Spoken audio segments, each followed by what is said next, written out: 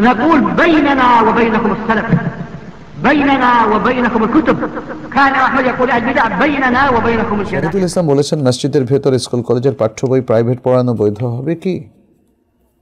সাধারণত মসজিদ হচ্ছে ইবাদতের জায়গা, মা'বাদ, মাকানুল ইবাদা। আপনি যেটা প্রাইভেট পড়াচ্ছেন এটা স্রেফ দুনিয়ার ব্যবসা বাণিজ্যের মতোই, কারণ আপনি তাকে কোচিং করাচ্ছেন এবং এর মধ্যে আপনার উদ্দেশ্য হলো পয়সা অর্জন। এটা ইসলামিক কোনো পড়াশোনা নয়। ফলে আমরা বলবো যে মসজিদের মধ্যে যেহেতু বেচা কেনা ব্যবসা বাণিজ্য করতে রাসূল সাল্লাল্লাহু আলাইহি ওয়াসাল্লাম নিষেধ করেছেন এবং কোরআনেও তার নিষেধাজ্ঞা এসেছে সূরা আল জুমার মধ্যে আমরা দেখি।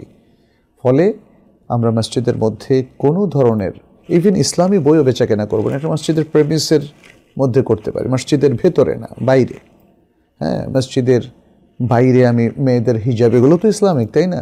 যে চাদর, অনেক ইসলামিক আইটেম পাওয়া যায়, অর্থাৎ ইসলাম যেগুলোকে সমর্থন করে সেগুলোর বেচা কেনা মসজিদের ভেতরে করা যাবে না। অতএব কোচিংটাও মসজিদের ভেতরে করবেন না, আপনি মসজিদের বাইরে করবেন।